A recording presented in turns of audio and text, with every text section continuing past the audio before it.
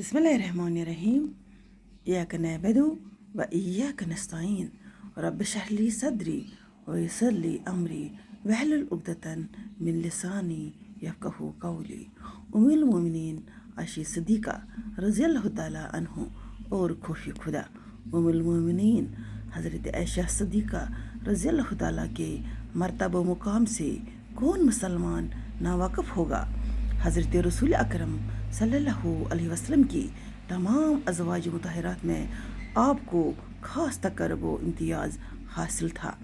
आपके गो ना गो ज़ाहिर व बातिनी मुहस्सिन औसाफ के बाइस हज़रत सल्लल्लाहु अलैहि वसल्लम हर तरीके से महबूब रखते आपकी थे दिलदारी और और नाज बर्दारी फरमाते थे।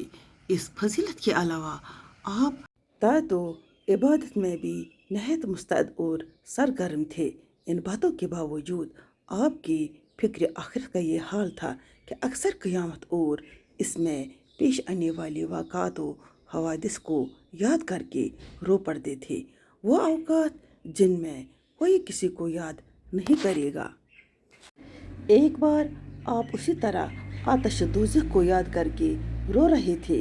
हुज़ूर सल्लल्लाहु अलैहि वसल्लम ने दरियाफ़त फरमाई, आयशा तुम क्यों रो रही हो? अर्ज़ किया, मुझे दोज़ख की आग याद आ गई इसलिए रो रही हूँ। इसके साथ हज़रत आयशा सिद्दीक़ा रज़ियल्लाहु ताला अन्हा ने हुज़ूर से पूछा, क्या क़यामत के दिन हुज़ूर अपने अहल अयाल को याद फरमाएंगे?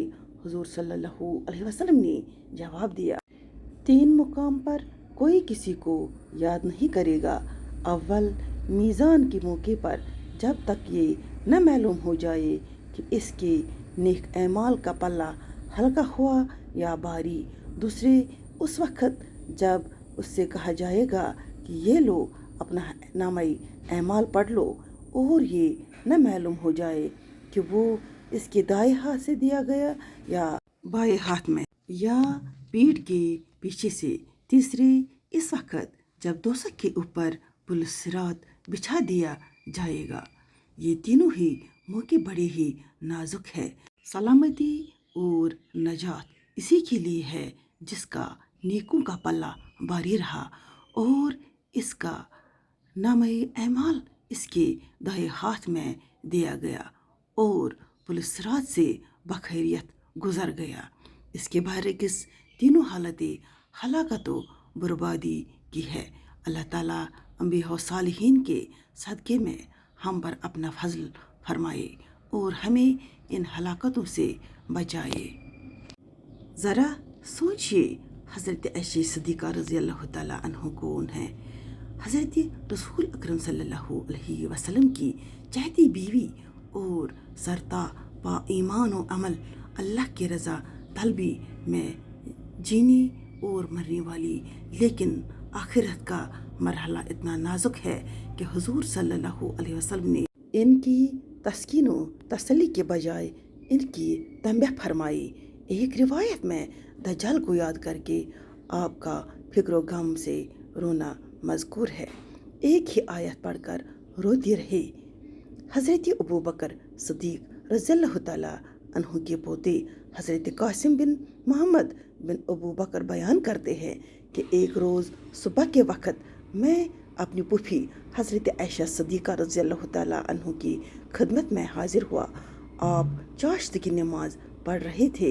आपकी ज़ुबान पर यह आयत शरीफा थी, अल्लाह ने हम पर एहसान फरमाया और हम को दोज़ख के अज़ाब से बचा लिया।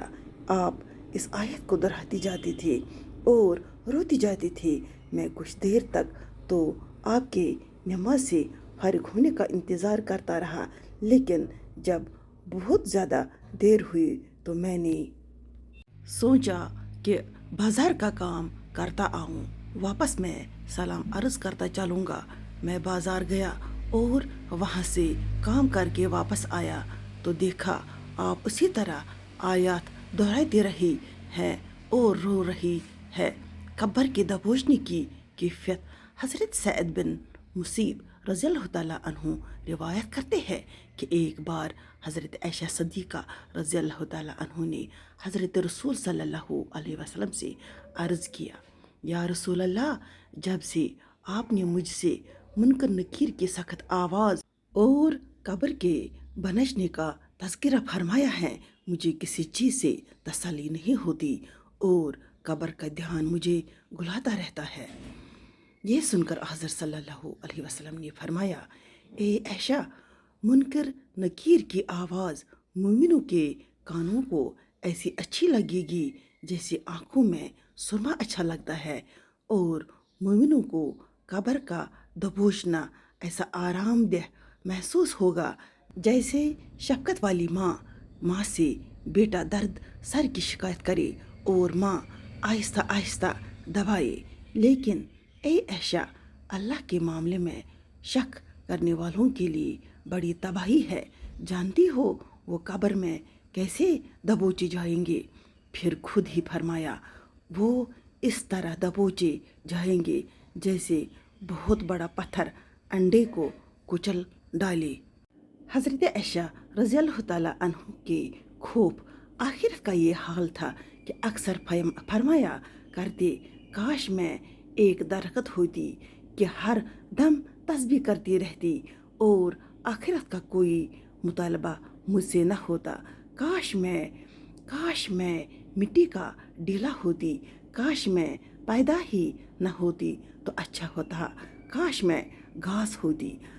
آپ پر آخرت کی اتنی فکر طاری رہتی تھی کہ حضرت رسول صلی اللہ علیہ وسلم سے قیامت میں آنے والی باتوں کے متعلق تشویشناک سوالات کیا کرتے تھے۔ باقی اللہ حافظ۔